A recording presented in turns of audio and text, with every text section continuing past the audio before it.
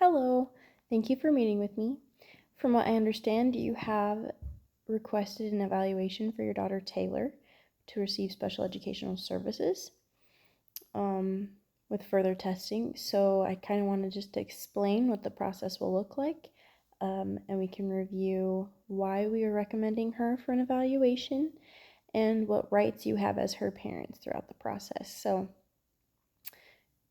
Taylor seems to be having difficulty with reading at a fifth grade level. Um, and since we've identified the difficulty, the school has been providing MTSS interventions to hopefully help mitigate any of those struggles that she's having, but it appears not much progress has been made. So with these concerns, the team will review the information that we have to see if it's appropriate for her to have an evaluation. We'll look at her classwork, her grades, reading assessments, the data from the MTSS interventions, observations, her education and medical history, and any information that you provide as her parents. If we determine that an evaluation is needed, we will go over what areas will be tested for and what different assessments will be given to her. But before an initial evaluation can begin, we need your written consent as her parents that we can go ahead with the evaluation. Once we do have your written consent, under Arizona law, we have 60 calendar days to evaluate her.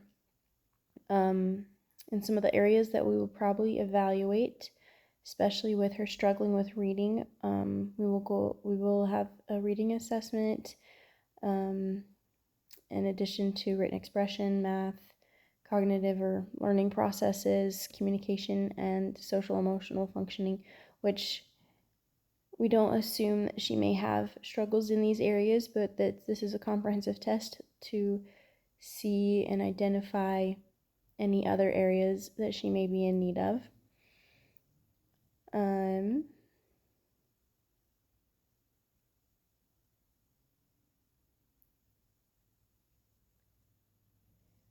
Another thing to consider is for the team is Taylor's cultural and linguistic background. We want to make sure that any of these struggles are not from a cultural or language background and actually come from a disability. So we'll consider those factors as well.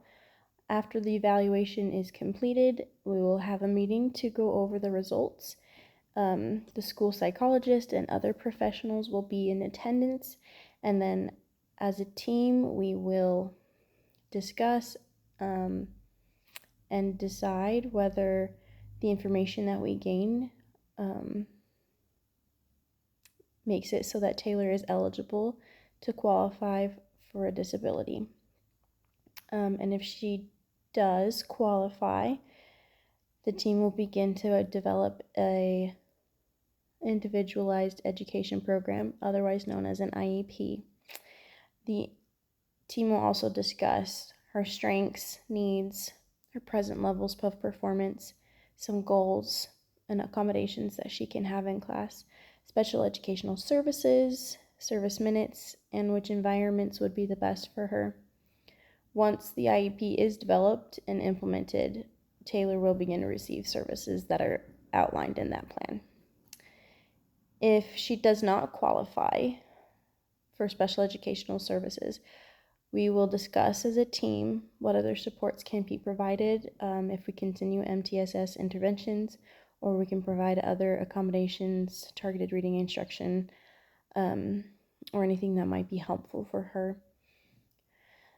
And then lastly, just to inform you of your rights, these rights are called the procedural safeguards. These safeguards explain your rights to participate in the meetings, review records, provide or refuse consent if it applies, or dispute any of the school's decisions if you do not agree with them.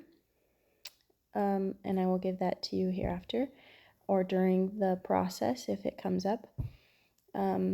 For additional information, I would recommend that you go to the Arizona's website of Department of Education and Special Education Resources, and there's another one called the Center for Parent Information, which both provides you as her family information about the evaluation and other details about special education. Lastly, I just want to make sure that you know we are all a team. We're in this together, and we hope that we can help Taylor succeed.